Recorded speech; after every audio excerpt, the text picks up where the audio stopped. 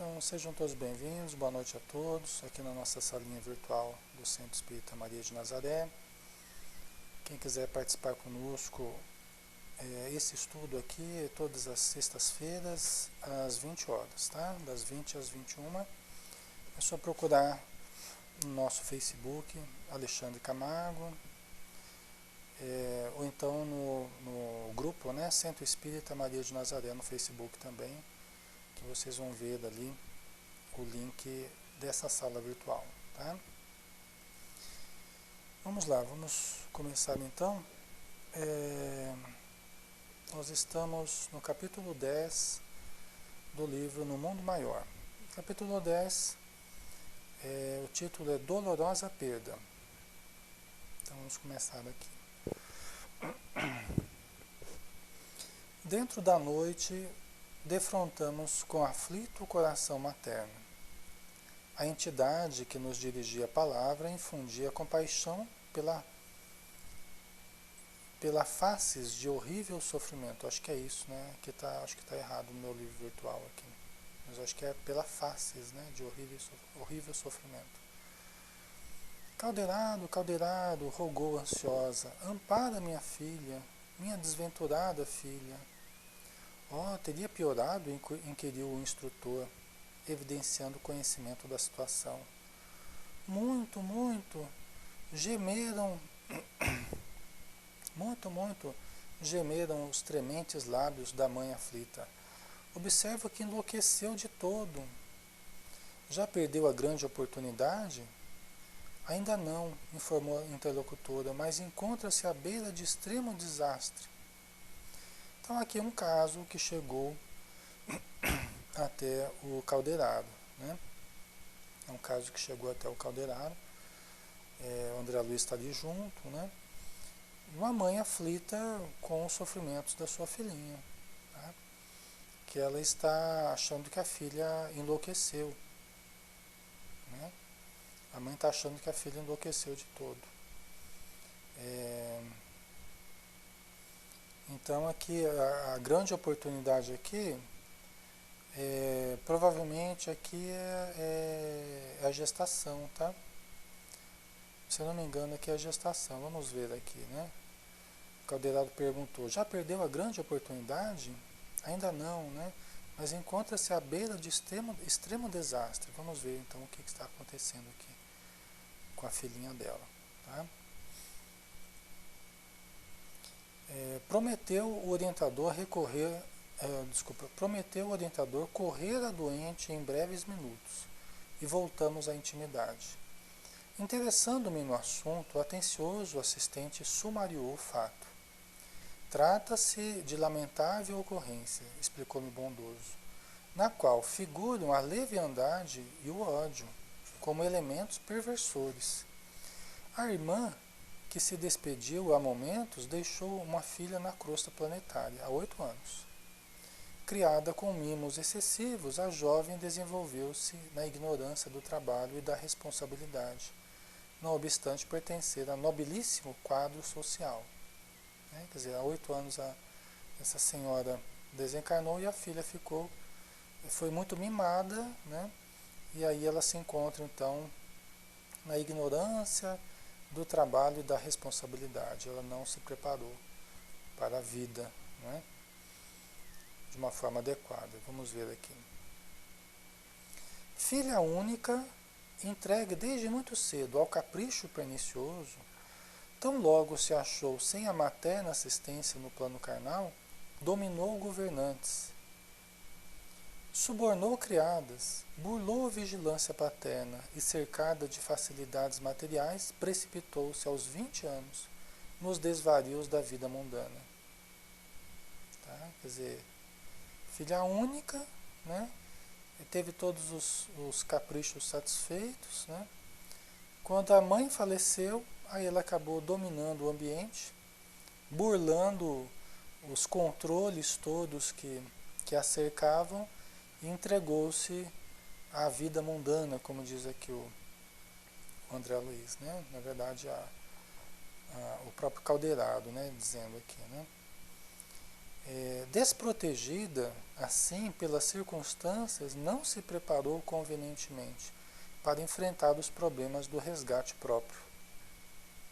Sem a proteção espiritual peculiar à pobreza, sem os abençoados estímulos dos obstáculos materiais, e tendo contra suas necessidades íntimas a profunda beleza transitória do rosto, a pobrezinha renasceu seguida de perto, não por um inimigo propriamente dito, mas por cúmplice de faltas graves, desde muito desencarnado, ao qual se vinculara por tremendos laços de ódio em passado próximo. Então vamos entender que sabedoria que a gente vê aqui nessas palavras, né? Vamos entender isso aqui de uma forma mais cuidadosa, né? Então, desprotegida, ela não se preparou convenientemente para enfrentar os problemas do resgate próprio. Quer dizer, ela teria que passar por resgates próprios dela, né? E ela ainda não se preparou. Né? E ela estava caindo na vida, vamos dizer assim, se lançando à vida sem condições para isso, sem preparação para os resgates que ela teria que passar. Né? Então, olha que interessante, sem a proteção espiritual peculiar à pobreza. Né? Por quê? Porque a pobreza ela proporciona uma determinada proteção. Né? É lógico, nós não queremos que todo mundo seja pobre, que nós não estamos fazendo uma alusão né, à pobreza como o único caminho para a salvação. Não é esse o caso, tá, pessoal? Mas aqui é um fato. Né? Para muitas pessoas, a pobreza é uma proteção. Como assim? Para quais pessoas? Para as pessoas que não têm ainda equilíbrio para lidar com a liberdade excessiva do dinheiro. O dinheiro nos traz liberdade. Né? E se nós não tivermos estrutura para lidarmos com essa liberdade, o dinheiro se transforma em um verdadeiro motivo de ruína. Não é assim, pessoal? Não é? O dinheiro acaba sendo o motivo de uma verdadeira queda espiritual, uma verdadeira ruína. Né? Por isso é que a pessoa tem que estar bem estruturada, viu? Para lidar com a riqueza, com o dinheiro, não é para qualquer um não. Né? Desculpa. Toma uma aguinha aqui.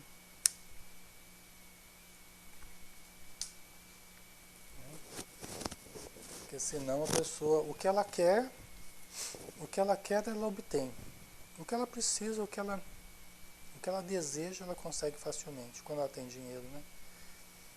Então, fica fácil também, com essa liberdade, fica fácil de cair em vários excessos, né? Fica fácil. Aí, continuando. Então, sem a proteção espiritual peculiar à pobreza, né?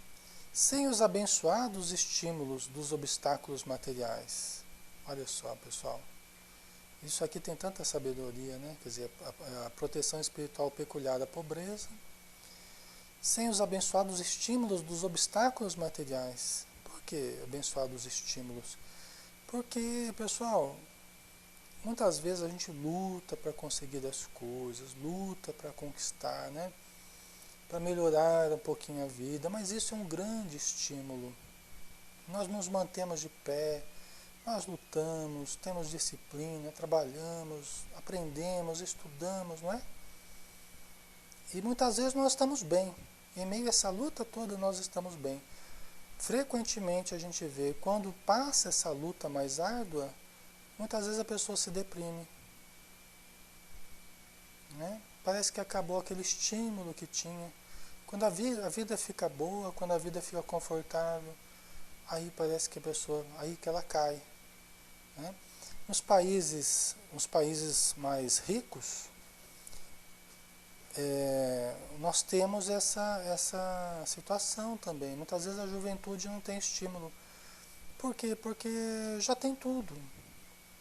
já tem tudo, já usufrui de um bom carro, já usufrui de uma boa casa, já tem saúde, já tem lazer, tem tudo, ou quase tudo, né? Na verdade não tem tudo, né? Mas materialmente falando, vive uma vida que nós, né, nem acreditaríamos, vamos dizer assim, né?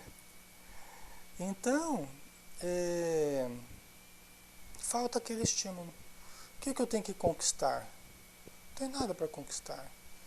E os altos índices de suicídio falam a respeito disso. Demonstram em dados, né, numéricos essa realidade. Né? Os altos índices de suicídio em países ricos. Né? Mas falta aquele estímulo, falta aquele sentido existencial. Que muitas vezes quando nós estamos lutando, batalhando, né, nos esforçando por melhorar a nossa vida, a gente tem um significado existencial que faz com que a gente levante, mesmo que a gente não queira, que a gente vá trabalhar, que a gente vá. Né? Então isso é muito importante. Tá? Então, olha outra coisa aqui, né?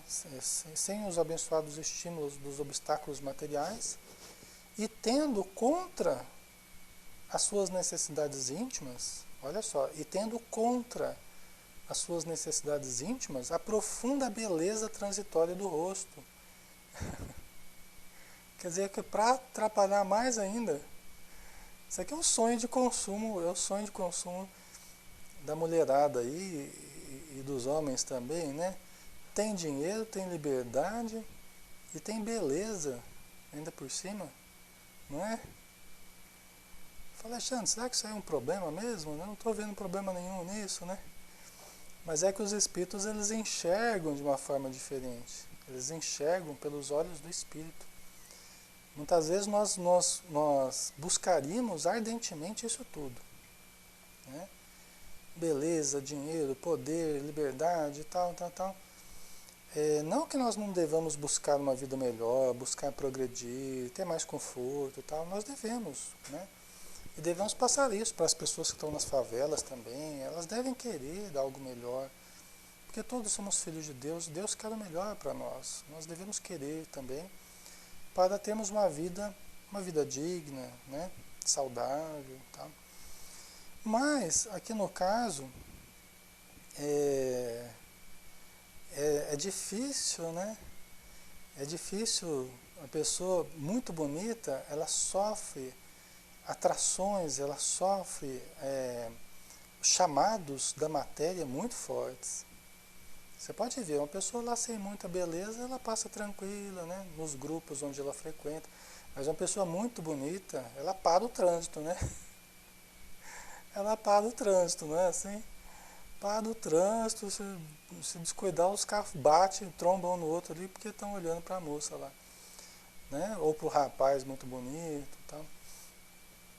Então, não é fácil. Os chamamentos da matéria, no fundo a pessoa pensa assim, nossa, mas eu tão bonita assim, eu tão bem dotada assim, é um desperdício, né? Não aproveitar a vida, né? Então, oi amor, um beijo. É um desperdício, né? Então acaba cedendo aos caprichos da matéria, né? Eduardo, vixe, é difícil se controlar, hein? Então, não é? Com dinheiro, com liberdade, com beleza, uma tríade, é uma tríade complicado, né? Para lidar, né? A Rosarinha, eu li num dos livros do André Luiz que uma senhora ia reencarnar e pediu para ser coxa, para ter um problema na perna, né? Rosarinha, é verdade. Uma outra lá pede para não ter o colo muito bonito, muito bem talhado, né? Então ela vai no departamento de reencarnação e pede, olha, eu estou achando que o meu colo está muito bonito, né? Eu queria dar uma enfeiadinha nele. É que nem aqui na matéria, né? As mulheres não procuram os médicos porque elas acham que elas estão muito bonitas, aí elas querem dar uma pioradinha, falam, olha, doutor, eu vim aqui para o senhor dar uma pioradinha, porque eu não sei não, eu estou muito bonita, estou fazendo muito sucesso. Eu estou fazendo muito sucesso aqui, As pessoas não estão me deixando trabalhar direito, não estão me deixando estudar no espiritismo direito. Então por isso eu vim aqui para o senhor dar um jeito, entortar meu nariz, orelha de abano. O senhor inventa uma coisa aí que. Não é, não é assim que a mulherada faz? É assim, não é? Aqui na matéria. Você vê que é igualzinho lá no plano espiritual, né? Acima de tudo o espírito, né? Acima de tudo o espírito. Então, é que nem aqui na matéria. É que nem aí o que a gente faz aqui, né? É, o que os espíritos fazem lá no plano espiritual, a gente desfaz aqui na matéria, né? Então vamos voltar à moça aqui, né? A profunda beleza transitória do rosto, né? A pobrezinha renasceu seguida de perto não por um inimigo propriamente dito, mas por cúmplice de faltas graves. Então, olha só, já nasceu, isso é muito mais comum do que a gente gostaria, mas já nasceu perseguida de perto, acompanhada de perto, não propriamente por um inimigo. Isso também é comum, pessoal.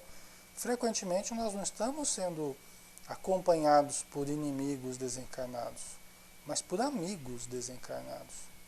Só que amigos que ainda estão numa condição de necessidade, de ignorância, de conflito, né? E se transformam em agentes que desequilibram a nossa condição, não é? Então nem sempre são inimigos não, né, pessoal? Muitas vezes são amigos do passado.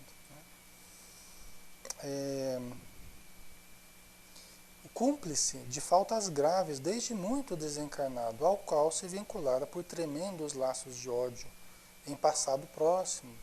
Quer dizer, ela se vinculou a esse espírito por tremendos laços de ódio, provavelmente não entre eles, né? Porque eram amigos do passado, né?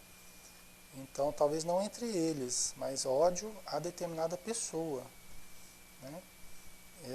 Aqueles pactos, né, que a pessoa faz um com o outro, vamos prejudicar um terceiro e tal. Só que aí você acaba se vinculando a essa pessoa, né? Você acaba se vinculando a ela por esses pactos, por esses vínculos de ódio, né? Foi assim que, abusando da liberdade, em ociosidade reprovável, adquiriu deveres da maternidade, sem a custódia do casamento. Tá? Então ela, abusando da liberdade, com dinheiro, beleza, né? Ela acabou engravidando, sem estar protegida pelo casamento. Né? A proteção do casamento, que é uma proteção também. A Joana de Anjos diz que que os espíritos, as pessoas mais amadurecidas, diz a Joana de Anjos, procuram o casamento acima de tudo para se protegerem. Alexandre, mas será que vai procurar o casamento para se proteger? Né? Mas não tem que ser por amor e tal.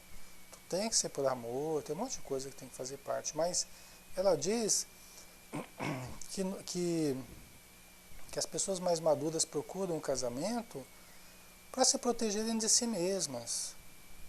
Por quê? Porque elas pressentem que a vida de casado, a vida familiar é uma vida mais tranquila, pelo menos deve ser, né?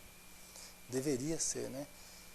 Uma vida mais equilibrada, mais regrada, cheia de preocupações boas. Preocupação, como é que nós vamos nos manter, como é que nós vamos criar nossos filhos, como é que nós vamos nos relacionar. É cheio de preocupações boas. É a boa luta, né? Então procura o casamento para se proteger, porque a vida do solteiro é uma vida mais perigosa. A promiscuidade muitas vezes acaba vinculando você a grupos de espíritos promíscuos, a pessoas. Você às vezes engravida uma pessoa lá e passa a fazer parte de uma programação que nem era sua. E você passa a se integrar e a cruzar numa vida de uma pessoa que nem era para fazer parte da sua vida, nessa encarnação, né? Doenças, muitas vezes, que se adquirem, tá? O excesso de dinheiro gerando uma liberdade excessiva. Então, tem uma série de riscos aí que faz com que a vida de casado seja uma vida mais saudável, mais equilibrada, né? Então, Mas ela não tinha essa proteção, né, do casamento. Então vamos ver o que aconteceu. Reconhecendo-se agora nesta situação, aos 25 anos, solteira, rica e prestigiada pelo nome da família, deplora tardiamente os compromissos assumidos e luta com desespero por desfazer-se do filhinho imaturo, o mesmo comparsa do pretérito a que me referi. Tá? Então, ela está querendo se desvincular desse espírito que era aquele comparsa do passado, que acompanhava ela desde sempre, desde muito tempo, e que agora estava vindo como filho, né? Numa situação prematura, numa situação assim, antes dela se casar, antes dela se preparar e tal, veio essa criança, está vindo essa criança aí, né? Tá? Então vamos ver aqui.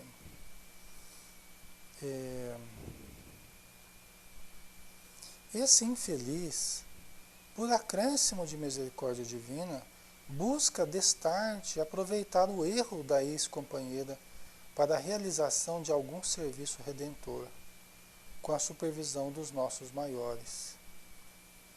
Tá? Então esse infeliz, esse espírito, por acréscimo de misericórdia divina, né, ele está buscando aproveitar o erro dessa ex-companheira. Quer dizer, ela está se entregando a uma liberdade excessiva tal, e errou, entregando-se a uma pessoa, engravidando, foi um erro dela, né?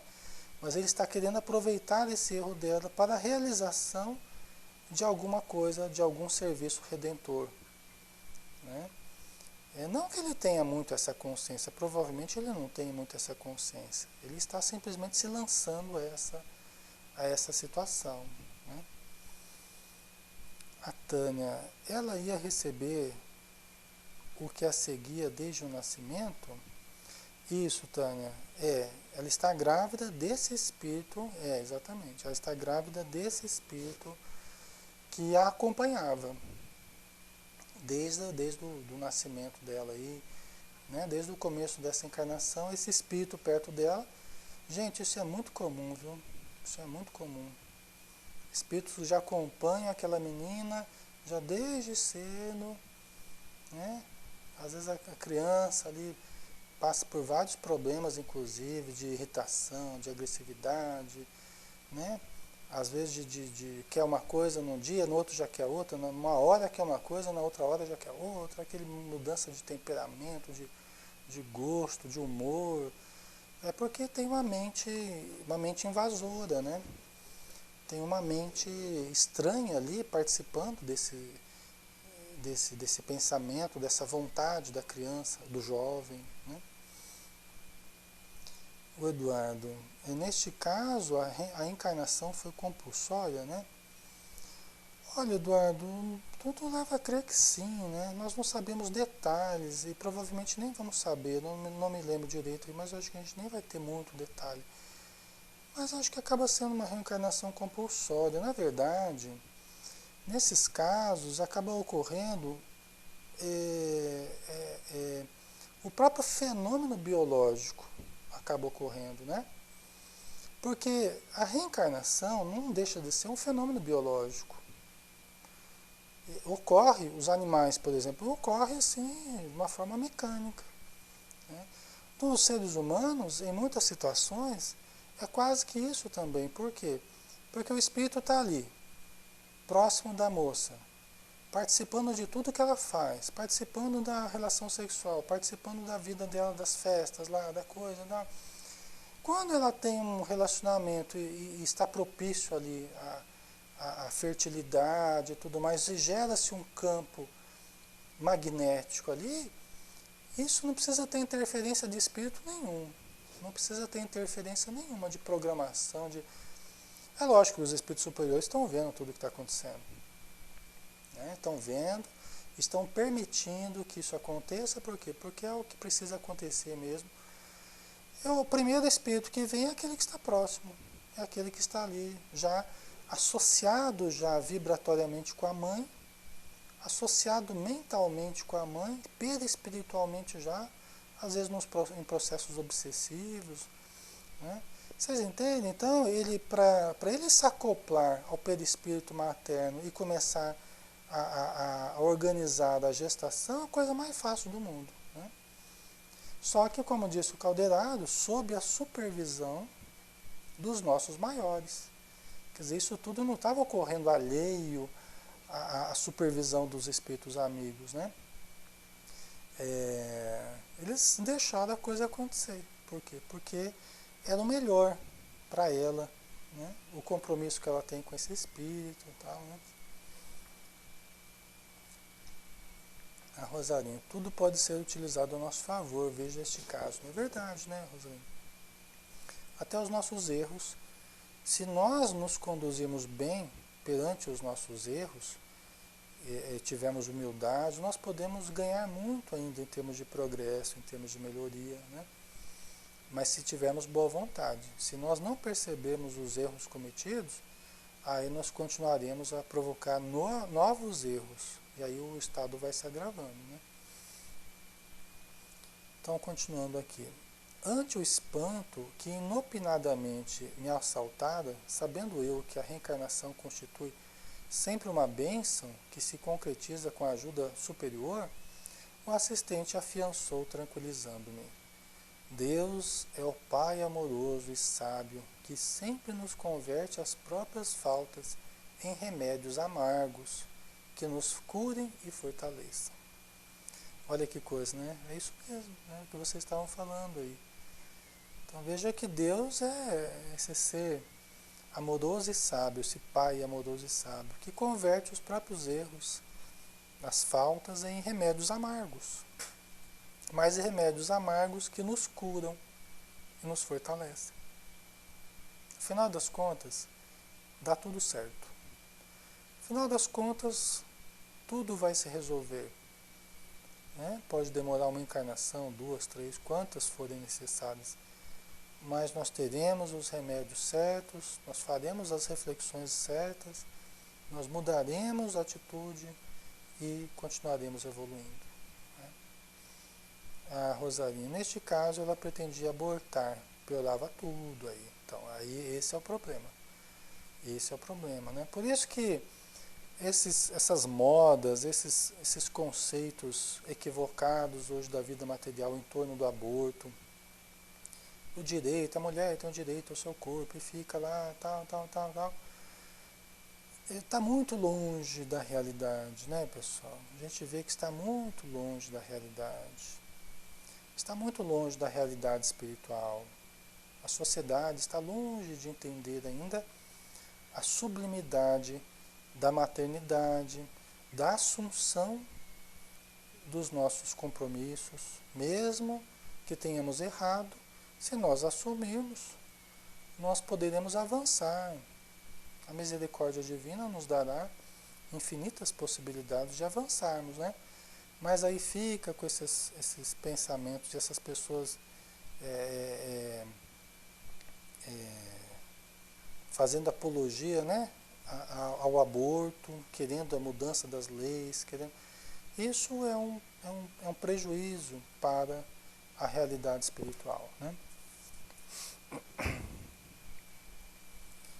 Então, foi assim que Cecília, a demente, que dentro em pouco visitaremos, recolheu da sua leviandade mesma o extremo recurso capaz de retificar-lhe a vida.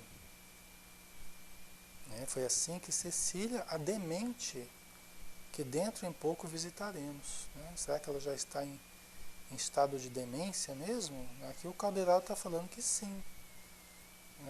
A demente, a gente não sabe se ele está falando assim, de uma forma que ela está caminhando desequilibradamente para a demência, ou ela já está mesmo se configurando no estado de alienação. Vamos ver aqui, né? Avançando, é porque as pessoas não querem comprometimento com nada nem ninguém, né? Querem ter a liberdade delas, né? Para manter o estilo de vida que querem, não é? Na verdade, no fundo é isso, é o hedonismo, né? É a busca, é o sentido do prazer, a vida é o sentido da vida com a busca do prazer. Então nós estamos numa sociedade profundamente hedonista. Inclusive a perda do corpo adolescente. Desculpa, pessoal. A perda do corpo adolescente, né? Muitas pessoas morrem de medo. Quanto mais apegadas à forma, quanto mais apegadas à estética, maior é o medo da perda do corpo adolescente. Como assim a perda do corpo adolescente? Existe o corpo adolescente, existe o corpo da mulher. O corpo adolescente é diferente do corpo da mulher, da pessoa que vem a ter filhos, da mulher madura, não é? É fácil da gente compreender, não é? Então, quando eu tenho muito medo, porque eu me baseio muito no prazer, a vida, o sentido da vida para mim é a busca do prazer. Eu quero usufruir a vida, os instintos, eu quero aproveitar a vida. Então, me apavora, me apavora perder o corpo adolescente, através do qual eu me sinto poderosa ou poderoso, no caso do homem também, né? É que aqui a gente está falando da maternidade, tá? Por isso que a gente está focando mais no caso da mulher. Me sinto poderosa, porque onde eu passo, eu chamo atenção, e a rapaziada, ó, né, fica todo mundo chamando, brincando com a moça, tal, fica toda aqueles, né, a moça fica toda faceira, tal. E ele tem medo de perder isso, né? E quer desfrutar da juventude ao máximo, né, Eduardo? Isso mesmo, né? Como vocês aí, meninas aí, meninas aí da sala virtual, né? Tô brincando, pessoal, mas então muda o corpo, né? Muda o corpo da mulher. A beleza deixa de ser a grande importância da vida. A beleza física, ela vai cedendo à utilidade, não é? A beleza vai cedendo à utilidade da maternidade, né? A força do homem deve propiciar o trabalho. A beleza da mulher deve ceder à maternidade. Não quer dizer que o homem só vai ter que fazer força no trabalho e a mulher só vai ter que ter filho, não. Mas isso é uma questão básica. Se a gente não entender isso, né, é um princípio básico, nós não vamos conseguir estruturar de uma forma conveniente a nossa vida, né? Tanto os homens quanto as mulheres. Né? A força do homem não foi para ser desgastada nos botecos da vida, né? A força do homem foi para se desgastar no trabalho. E a beleza da mulher não surgiu para visitar simplesmente os manequins aí, né? Foi para ceder à maternidade, né? Então nós temos que refletir sobre isso, né? Aval. Vejo mulheres que tiveram um filho e não querem um outro, com medo de perder as curvas e se entrega a uma futilidade que dá pena de ver. Então é isso mesmo, né? Às vezes tem um filho apenas só para cumprir tabela, né? Tipo assim, só para dizer, ó, para dar uma resposta à sociedade, ó, tá aqui, para vocês não ficarem me perturbando, quando é que vai ter filho? Quando é que tá aqui, ó, o filho de vocês aqui, né? Tá aqui o filho que vocês queriam, tá aqui, pronto, tal. Só para cumprir tabela, né? Muitas vezes não tem nem bem o sentido disso. O que vai fazer com essa criança, tal, né? Às vezes continua até vivendo o mesmo estilo de vida de antes. Então não mudou nada, você não mudou nada com a maternidade, com o casamento, com o filho. Né? Não está aprendendo com a vida. A verdade é essa, não está aprendendo com a vida. Né? Então vamos voltar aqui. Entretanto, a infortunada criatura reage ferozmente ao socorro divino, com uma conduta lastimável e perversa. Né? Então essa infortunada irmã, ela reage ao socorro divino através da maternidade, né? Uma conduta lastimável e perversa.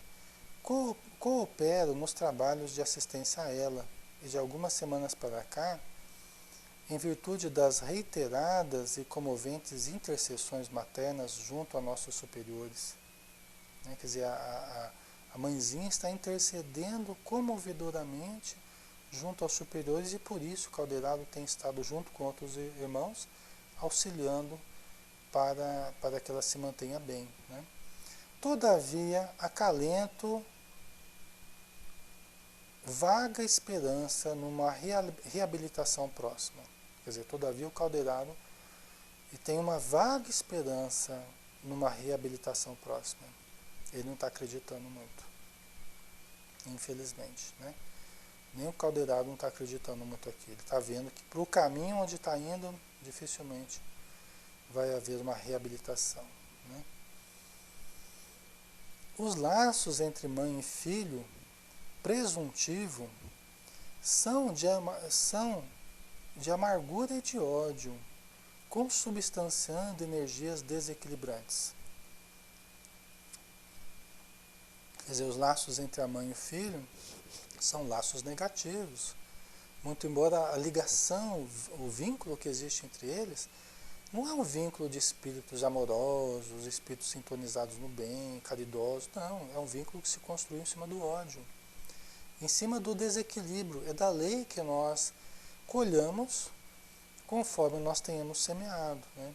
Então aqui o vínculo é um vínculo baseado em desequilíbrio, em energias desequilibrantes. Tais vínculos traduzem a ocorrência em que o espírito feminino há que recolher-se ao santuário da renúncia e da esperança, se pretende a vitória. Está vendo? Quer dizer, casos às vezes de gestação difícil, pode ter complicações, né? Mal-estares, enjoos. Se a mulher não se recolhe, a renúncia.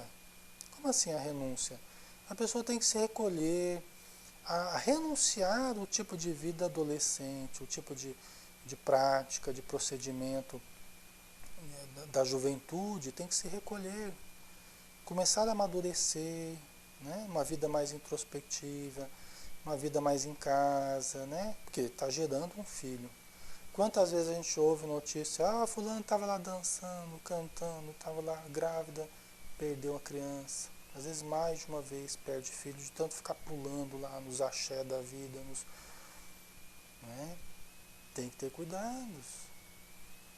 Os bailes funk, está grávida e fica lá, né? Os bailes funk. Então a pessoa, imagina o trabalho que dá essa juventude, né, pessoal? Imagina o trabalho que dá essa juventude para os espíritos amigos, né, que estão ali tentando cercar de todos os cuidados, de todo o carinho, e a pessoa está lá bebendo, fumando droga, né? Pulando, né? Ou mesmo atividade sexual ali, sem nenhum respeito pela criança, né? Reencarnante, sem nenhum cuidado, muitas vezes. Então isso tudo a gente sabe que tem existido, lamentavelmente, né? E esse é um dos casos aqui, né? Então, tais vínculos traduzem a ocorrência em que o espírito feminino há que recolher-se ao santuário da renúncia e da esperança, se pretende vitória. Para isso, para nivelar caminhos salvadores e aperfeiçoar sentimentos, o Supremo Senhor criou o tépido e veludoso ninho do amor materno. Né? Quer dizer, o instinto maternal, né? Que começa a mudar, a pessoa começa a engravidar, ela engravida, e aí alguma coisa já começa a mudar, e vai mudando, às vezes ela até pretendia dar a criança. Aí vai mudando, quando chega na hora lá do parto, né, tem a criança, não quer mais. Né? Muitas vezes acontece, não quer mais dar a criança. Não quer mais dar a criança, porque o instinto materno é tão forte. É lógico, tem muitos casos que a pessoa passa por cima disso e vamos em frente, mas o instinto materno é tão forte, né? Desperta as fibras mais íntimas da mulher e não quer mais se desfazer daquela criança, né? Então tem muitos casos assim.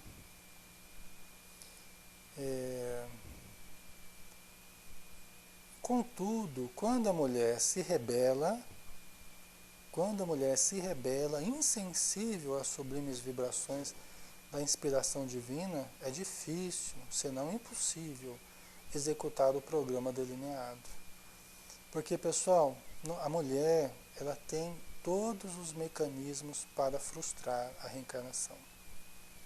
Se a mulher não quiser de fato, ela tem todos os mecanismos para frustrar a reencarnação. Internamente ali, ela tem todos os mecanismos para frustrar.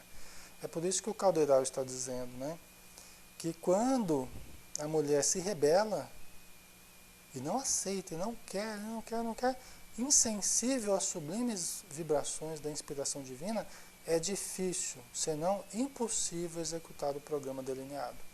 Por quê? Porque a mulher, ela dá um jeito de repelir, ela dá um jeito de expulsar aquela criança. Aí tem aqueles abortos espontâneos, entre aspas, né? Não que não os hajam, né, pessoal? Nós não estamos aqui acusando ninguém, nem é o nosso objetivo, né? Nós estamos analisando, né? Tem muitos abortos tidos como espontâneos que na verdade é a rejeição da mãe perante o filho. Nem sempre isso vai ocorrer, né? Logicamente. Tá?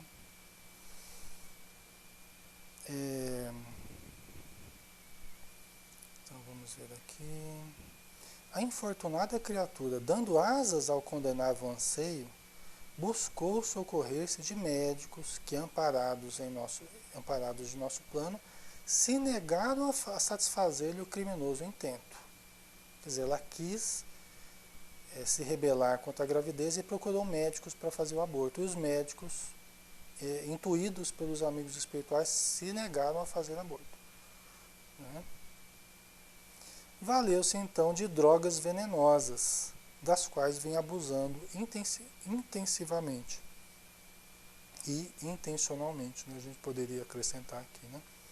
Porque ela está usando deliberadamente drogas venenosas com o intuito de provocar o aborto, né? A situação mental dela é de lastimável desvario. Tá? A situação mental dela é de lastimável desvario, quer dizer, ela está realmente profundamente desequilibrada, né? Findo o breve preâmbulo, Caldeirado continuou: mas não temos minuto a perder. Visitemo-la. Decorridos alguns instantes, penetrávamos aposento confortável e perfumado. Estirada no leito, a jovem mulher debatia-se em convulsões atrozes. Ao seu lado achavam-se a entidade materna, na esfera invisível aos olhos carnais, e uma enfermeira terrestre, dessas que, à força de presenciar catástrofes biológicas e dramas morais, se tornam menos sensíveis à dor alheia. A genitora da enferma adiantou-se e informou-nos: a situação é muito grave, ajudem-na por piedade.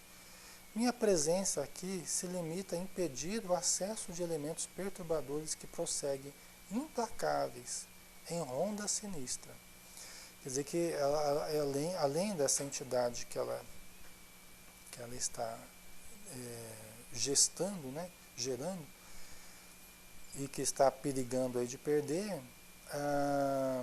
ele está rondando, está sendo perseguida por espíritos perversos, né?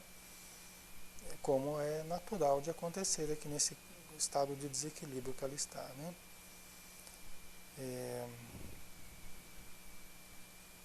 Deixa eu ver aqui. Então a mãezinha dela está protegendo o ambiente para que ela não seja atacada por entidades perversas, né? O assistente inclinou-se para a doente, calmo e atencioso, e recomendou-me cooperar no exame particular do quadro fisiológico. A paisagem orgânica era das mais comoventes. A compaixão fraterna dispensar-nos-á da triste narrativa referente ao embrião prestes a ser expulso. Você vê que coisa, né? André Luiz, a compaixão fraterna dispensar-nos-á da triste narrativa, quer dizer, ele não vai nem falar, né, por compaixão, né, para não gerar imagens na nossa cabeça e tal, né? O embrião prestes a ser expulso, o estado do embrião prestes a ser expulso, né? Circunscrito à tese de medicação a mentes alucinadas, cabe-nos apenas dizer que a situação da jovem era impressionante e deplorável, né? Quer dizer que o André Luiz dizendo aqui, né? A situação, ele está falando isso para medicação a mentes alucinadas, né? Quer dizer, ele está falando isso didaticamente para que as pessoas tomem cuidado com o que fazem com a própria vida, né? Ele diz aqui, né? Cabe-nos apenas dizer que a situação da jovem era impressionante e deplorável, né? Todos os centros endocrínicos, todos os centros endócrinos estavam em desordem e os órgãos autônomos trabalhavam aceleradamente. O coração acusava estranha arritmia e debalde as glândulas sudoríparas se esforçavam por expulsar as toxinas em verdadeira torrente invasora. Nos lobos frontais, a sombra era completa. Aqui é uma região, é a região mais elevada que nós temos, do lobo frontal, né? No entanto, estava sombria, sombra completa, estava apagada essa região. No córtex encefálico, né? No córtex, que seria essa segunda zona, a zona do consciente, né? Da vontade e tal, a perturbação era manifesta, quer dizer, estava perturbada também o córtex. Somente nos gânglios basais havia suprema concentração de energias mentais, fazendo-me perceber que a infeliz criatura se recolhera no campo mais baixo do ser, dominada pelos impulsos desintegradores dos próprios sentimentos, transviados e incultos. Então, ela apagou o superconsciente, perturbou o consciente e se recolheu ao inconsciente. E ali ela está cultivando vibrações de baixo teor. Então ela mesma proporciona, produz vibrações de baixo teor, né? Impulsos desintegradores. Dos gânglios basais, onde se aglomeravam as mais fortes irradiações da mente alucinada, desciam estiletes escuros que assaltavam as trompas e os ovários, penetrando a câmara vital, quais tenuíssimos venábulos de treva, e incidindo sobre a organização embrionária de 4 meses. A criança estava com 4 meses, né?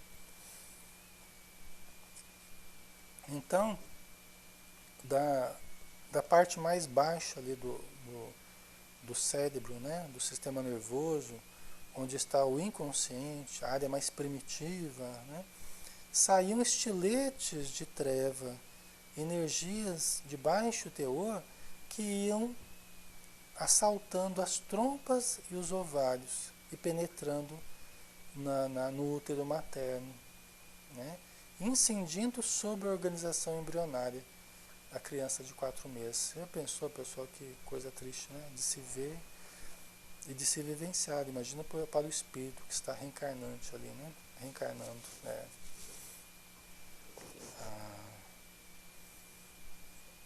Maria, né? Olha só que as nossas atitudes e ações, pensamentos, como faz a nossa saúde, né? O resultado disso, né, Maria? Então, vamos ver aqui, né?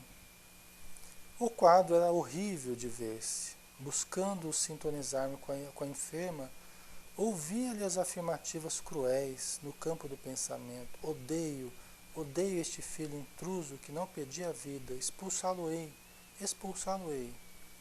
A mente do filhinho, em processo de reencarnação, como se fora violentada num sono brando, suplicava chorosa: poupa-me, poupa-me, quero acordar no trabalho, quero viver e reajustar o destino, ajuda-me, resgatarei minha dívida, pagar-te-ei com amor, não me expulses, tem caridade. Nunca, nunca Amaldiçoado sejas, dizia a desventurada mentalmente. Prefiro morrer a receber-te nos braços. Envenenas-me a vida, perturbas-me a estrada, detesto-te, morrerás. Já pensou, gente, que coisa terrível, né? E os raios trevosos continuavam descendo a jato contínuo. Caldeirado ergueu a cabeça respeitável, encarou-me de frente e perguntou: compreendes a extensão da tragédia? Respondi afirmativamente, sob indizível impressão. Nesse instante de nossa angustiosa expectativa, Cecília dirigiu-se com decisão à enfermeira. Estou cansada, Liana, muitíssimo cansada, mas exijo a intervenção esta noite.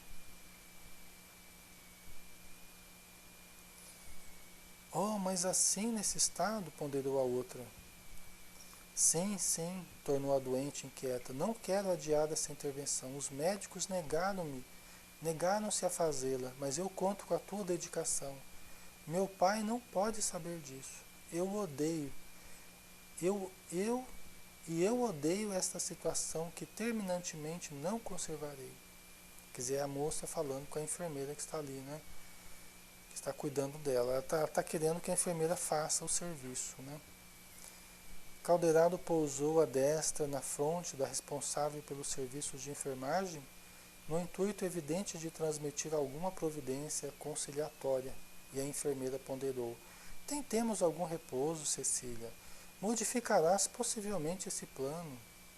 Não, não, objetou a imprevidente e futura mãe, com mau humor indisfarçável. Minha solução é inabalável. Exijo a intervenção esta noite.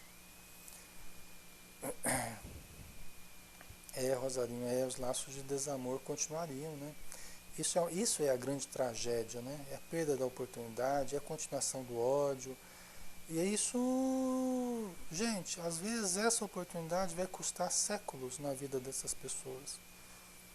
Quando vai surgir uma nova oportunidade? Ninguém sabe, né? Então é muito grave mesmo isso tudo, né? Malgrado a negativa peremptória, sorveu o cálice de sedativo que a companheira lhe oferecia, atendendo-nos à influência indireta. Consumara-se a medida que o meu instrutor desejava. Parcialmente desligada do corpo físico, em compulsória modorra, sono ali, né? Pela atuação calmante do remédio, Caldeirado aplicou-lhe fluidos magnéticos sobre o disco fotossensível do aparelho visual, e Cecília passou a ver-nos, embora imperfeitamente, detendo-se admirada na contemplação da genitora. Reparei, contudo, que se a mãezinha exuberava copioso pranto de comoção, a filha se mantinha impassível, não obstante o assombro que se lhe estampara no olhar. Nós vamos dar uma paradinha aqui, pessoal, já quase 9 horas, né? Nós continuamos na semana que vem, então, tá? Pessoal, vamos então fazer a nossa prece, né? Vamos pedir a Jesus o benefício dessas almas que são seres como nós, Senhor, que estejam onde estiverem hoje, recebam a nossa vibração de estímulo, de carinho, de recomposição das suas próprias forças. Não sabemos se estão no plano espiritual ou no plano material, mas estejam onde estiverem, que possam ser abençoadas pela informação, pelo amor, pela compreensão, pela ajuda espiritual, que possam ser abençoados nos seus programas de crescimento, de evolução. E nós, Senhor, possamos gravar indelevelmente no nosso espírito essas informações, esse exemplo, para que nós saibamos sempre atuar com discernimento, com compaixão, com piedade fraternais. Muito obrigado por tudo, Senhor. Dispensa-nos em mais uma noite de estudos, que possamos dormir para também despertarmos na vida espiritual e trabalharmos em Teu nome. Muito obrigado, Senhor, que assim seja. Ok, pessoal. Então, lembrando que amanhã nós temos o estudo aqui nessa salinha, tá? Amanhã às 3 horas da tarde, às 15 horas, nós temos o estudo lá da Juna de Anjos, né? O curso de autoconhecimento, noções para o atendimento fraterno, todos estão convidados, tá? Um grande abraço a todos, a Maria, Ana Cláudia, Ana Isabel, Deuclésio, Eduardo, Hiper, Isabel de Fátima, Leonardo, Maria Tassiana, Rosarinho, Rossana, Silvana, Sueli, Val. Um grande abraço, pessoal. Fiquem com Deus, viu? Até a próxima.